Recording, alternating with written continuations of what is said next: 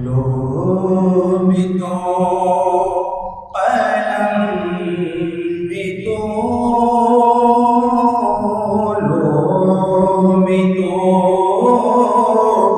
قلم بھی تو تیرا وجود کر کتاب لو بھی تو قلم بھی تو تیرا وجود کر کتاب عالم آب کا گنبد آب کی نہ رنگ تیرے محیط میں کیا گنبد آب کی نہ رنگ تیرے محیط میں کیا صلی علی نبینا صلی علی محمد پڑھیے درود شریف پڑھیے اس کا درود شریف موبائل پر صلی علی شفیعنا صلی علی محمد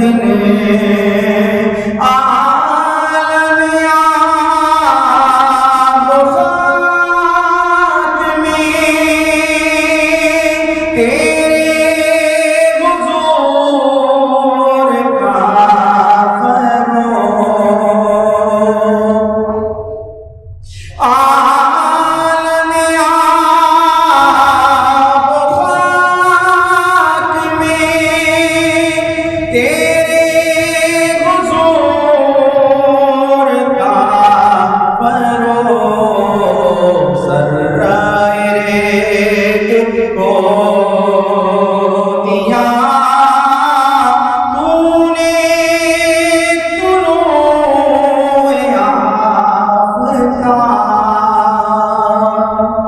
لوح بھی تو قلم بھی تو تیرا وجود ہے توجہ چاہتا ہوں لوح کا مطلب کیا ہے یہ قرآن کا سبق بل ہوا قرآن مجید فی لوح محفوظ اللہ نے فرمایا کہ یہ قرآن مجید ہے اور یہ لوح محفوظ میں قرآن ہماری تقدیریں بدلتا ہے قرآن ہماری زندگی کے اندر چینج لاتا ہے تو کہتے ہیں نا کہ انسان اپنی تقدیر خود بناتا ہے تو یہاں لوگوں کو اقبال محمد نے ہمیں راستہ دکھایا کہ اے لوگوں اپنی تقدیر بدلنا چاہتے ہو تو در مصطفیٰ سے اپنا رشتہ بدلنا چاہتے لوگوں میں حضور کی چوکٹ تمہاری تقدیریں بدلتی ہے لوح محفوظ یعنی حضور کی ذات قلم تیرا وجود الکتاب یعنی حضور لوح بھی ہے حضور قلم بھی ہے اب حضور کا وجود کیا ہے الکتاب اس کے ذمن میں ایک حدیث نقل کرتے ہیں بخاری شریف کی روایت اما عائشہ صدیقہ رضی اللہ تعالیٰ عنہا سے کسی نے پوچھا کہ حضور کا اخلاق کیسا تھا تو آپ نے فرمایا کانا القلوب قرآن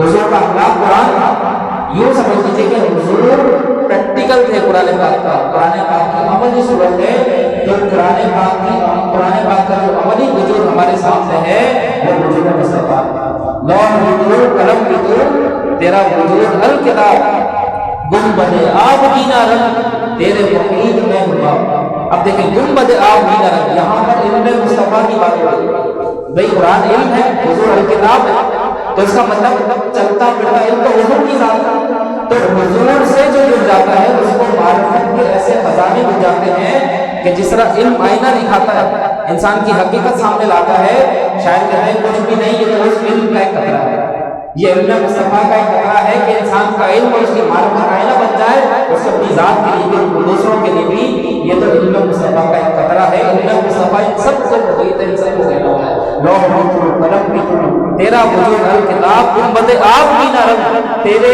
محیط میں ہوا بلبلا علم مصطفیٰ میں یہ آئینہ دیکھ لینا یا لوگوں کو کی حقیقت دکھا دینا، یہ بلبلے کی بات ہے۔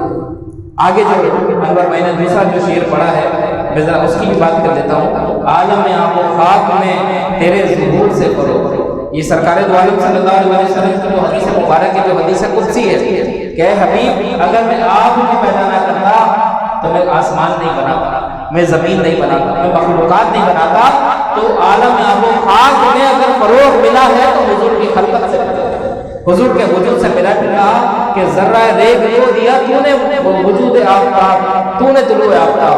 اب دیکھ لیجیے جہاں حضور آ جائے وہاں آفتاب بن جاتا ہے، حضور خود نور ہے، اور جہاں نور آ جائے وہاں آفتاب کی مثل نورانیت چھا جاتی ہے۔ تو عرب کے ریگستانوں کو آپ دیکھ لیجیے، سرکار دو عالم صلی اللہ علیہ وسلم وہاں تشریف لائے تو اس ریگستان کو بھی رونق بچتی جو آج مدینے کے نام سے مشہور ہے۔ ہم وہاں پر جاتے ہیں کیوں؟ کیونکہ وہاں پر نور کا ایک ایسا آفتاب ہے کہ اگر آپ جائیں گے تو آپ کے اندر بھی نور کا چراغ روشن ہوتا ہے۔ تو یہ اسی بات کی ضرورت تشریح میں بہت مختصر کر سکا ہوں، ورنہ اس پہ بڑی گہرائی ہے، بہت گہرائی ہے۔ عالم آب خاک میں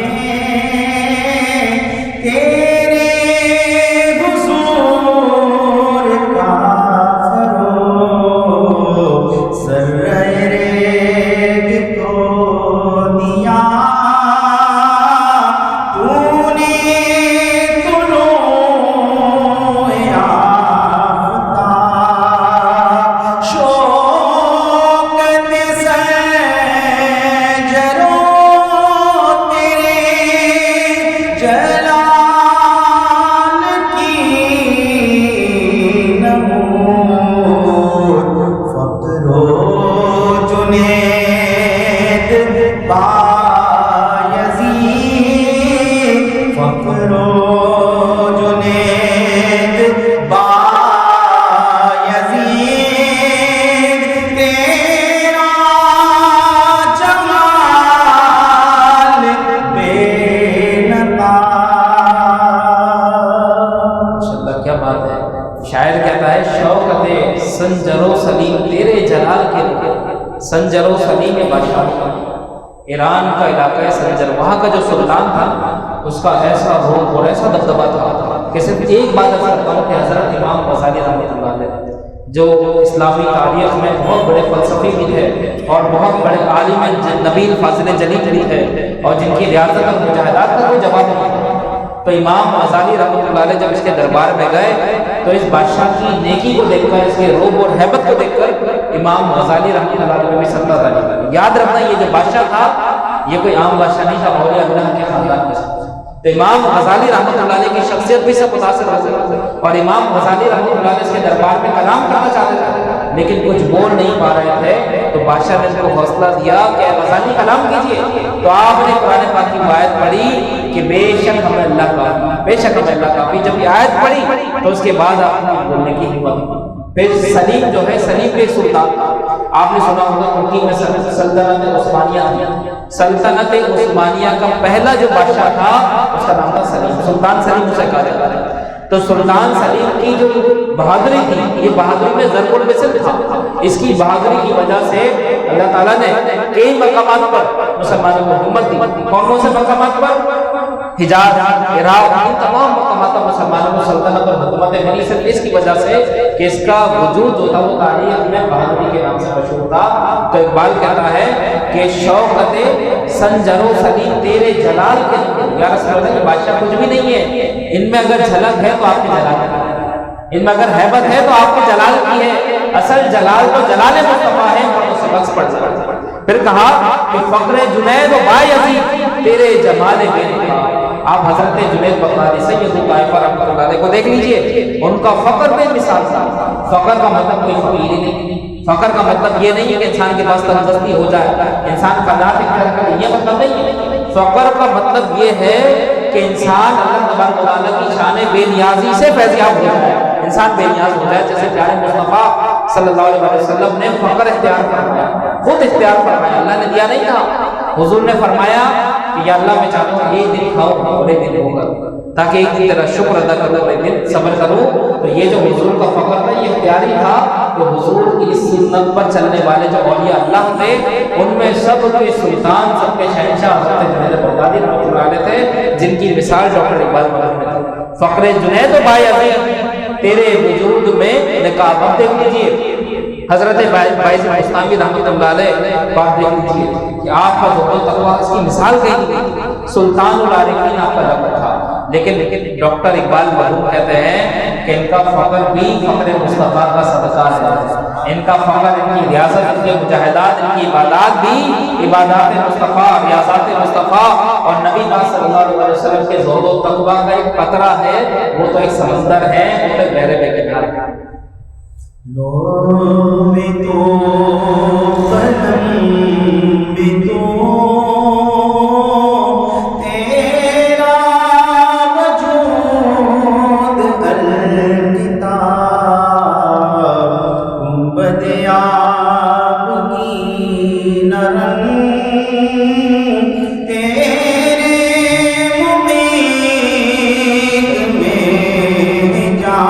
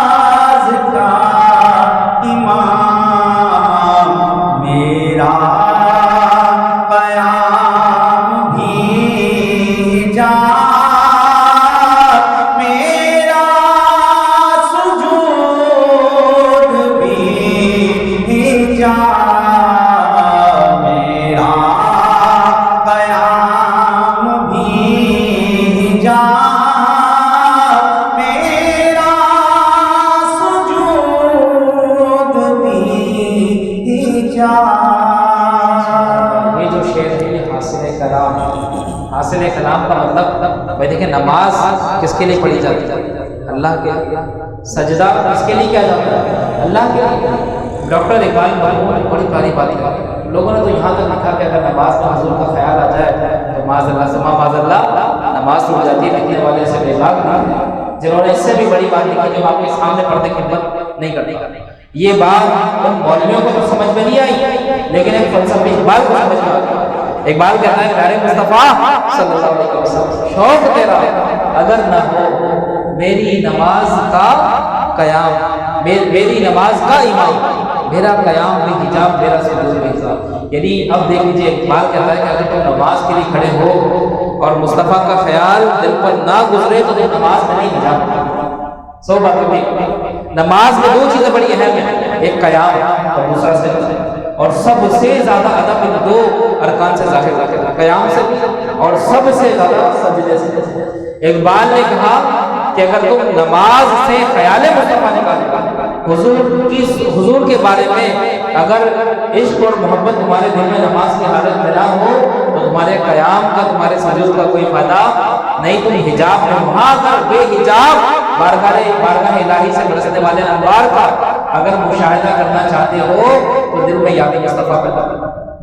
دل میں یاد مصطفیٰ آ گئی تو وہ بے حجاب نماز ہوگی جس میں اللہ کے انوار و تجلیات کا مشاہدہ ہوگا۔ لیکن اگر حضور کی یاد تمہارے دل میں نہیں، اگر حضور کی محبت تمہارے دلوں میں نہیں، اگر حضور کی طرف تمہارے دلوں میں نہیں ہے تو چاہے ہزاروں سجدے کرو، ہزاروں قیام کر لو، سب با حجاب ہیں، کوئی بے حجاب نہیں ہے۔ اصل نماز یاد مصطفیٰ کا، اصل نماز کی جو روح ہے وہ یاد مصطفیٰ ہے، نماز کی جو نورانیت ہے وہ یاد مصطفیٰ۔ اب لوگ کہیں گے کہ آپ کیا بات کر رہے ہیں، نماز تو اللہ کی نہ پڑھی جاتی ہے اور آپ حضور کی بات کر رہے ہیں، تو ہمیں اللہ کا راستہ دکھایا کیسے؟ اور اگر یہی بات تھی تو پھر اللہ نماز میں سے اپنا ذکر رکھا، اللہ نے اپنے محبوب کا ذکر خود رکھا۔ اگر حضور کی یاد سے نماز میں خلل آتا ہے تو یاد کے اندر ہم حضور پر سلام کرتے ہیں، السلام علیکم ایھا النبی کیوں پڑھتے ہیں، پھر درود ابراہیمی کیوں پڑھتے ہیں؟ تو پتہ لگا کہ اللہ اپنی یاد کو بڑھانے کے لیے ذریعہ سے بنا ہے تو ذات پاک مصطفیٰ کو بنا۔ اسی بات کی ترجمانی اقبال نے کی کہ نماز میں اگر لذت چاہتے ہو تو یاد مصطفیٰ کو اپنے دلوں کا مرکز کریں۔ سبحان اللہ۔ ماشاءاللہ. تیری نگاہ ناز سے دونوں مراد پا گئے.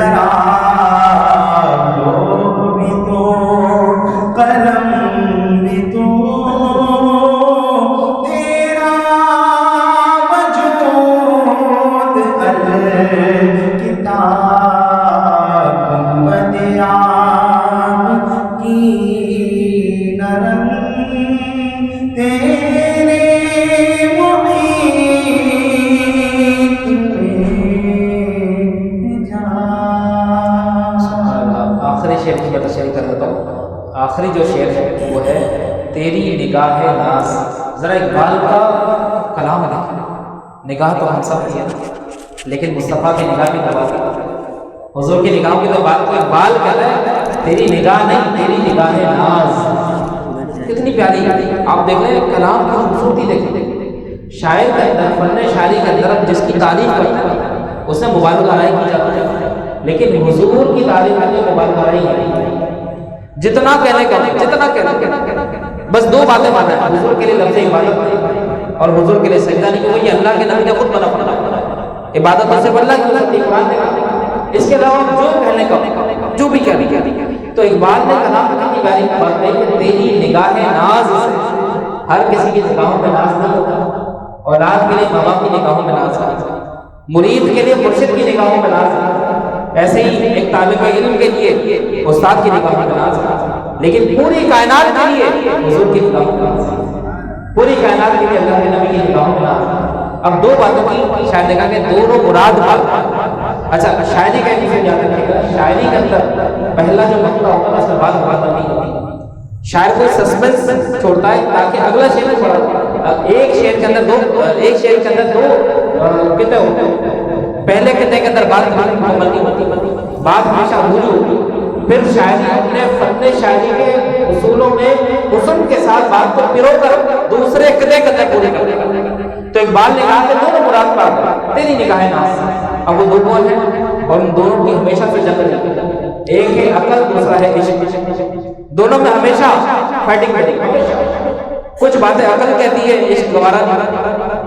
بھائی دیکھ لیں ہمیں میٹھی چیزیں کھانے سے محبت لیکن عقل کہتی ہے کڑوی چیز کھا لو دوا کھا لو میڈیسن کھا لو شفا مل جائے گا. تو یہاں پہ عشق اور عقل کی لڑائی میں جیتا کون؟ عقل جیتتی. اور کبھی کبھی عشق بھی جیت جاتا. پرہیز ہوتا تو بھی کھا لو مرنا تو بھی کھا لو ہے نا. شوگر ہے تو کیا ہوا مرنا تو بھی کھا لو. بس ویسے زیادہ تر تو عشق جیتتا ہے. پتہ ہمیشہ عشق ہوتی ہے لیکن بات ہوتے ہیں ہمیشہ جھگڑا رہا ہے عقل کے اندر عشق کے اندر.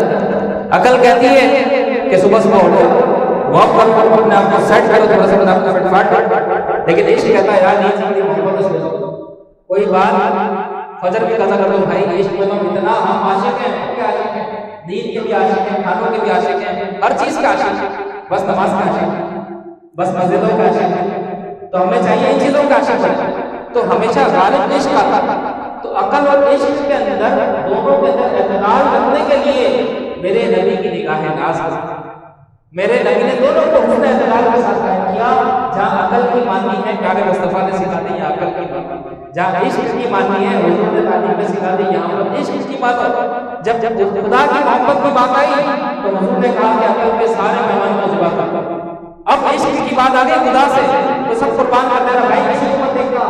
اگر جنگ میں تمہارے مقابلے تمہارا باپ بھی آ جائے تو اس کو اگر وہ کفار میں سے تو اس کو واسطے جہنم کر دے.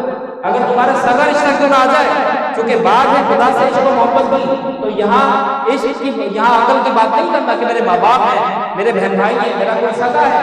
یہاں پر تو عشق کی ماننا، لیکن جہاں پر عقل کی ماننے کی بات آئی وہاں پر عقل کو فوقیت دے. کیا عقل سے بات ہے؟ مشورے کے اندر حضور نے کہا کہ عقل کو فوقیت دو. عشق کی کوئی بات ہی نہیں ہے. اگر تم سے کوئی مشورہ کرے، پھر دوسری بات، اگر تم منصب انصاف پر بیٹھے ہو، جسٹس بن کے بیٹھے ہو، دو لوگوں کے جھگڑوں میں سالس بن کے بیٹھے ہو، تو حضور نے یہاں پر ہمیں سکھا دیا کہ یہاں پر عشق کے قریب مت جانا. دو لوگ تمہارے سامنے بیٹھے ہوئے ہیں، تمہارا سگا ایک سوتیلا ہے، لیکن حق پر تمہارا سوتیلا ہے، تمہارا سگا نہیں ہے، تو یہاں پر عشق کی بات نہیں کرتا، عقل سے فیصلہ کرنا، جو برحق ہے اس کے حق میں فیصلہ کرنا. تو راہ اعتدال دونوں کے اندر اللہ کے نبی. یہاں پر غیاب کی بات ہے، غیب کی خبریں، عقل و غیاب اور جستجو عشق حضور و اضطراب، انسان عشق میں اضطراب کا شکار ہوتا ہے. تو یہاں پر اللہ کے نبی نے ہمیں اعتدال کی راہ بتائی کہ عقل، غیاب اور عشق سب کے سب اگر ان کو راہ اعتدال میں رکھا تو پیارے مصطفیٰ نے رکھا. ورنہ عشق اور عقل کے جھگڑے بڑے مشہور ہیں، لیکن فتح ہمیشہ عشق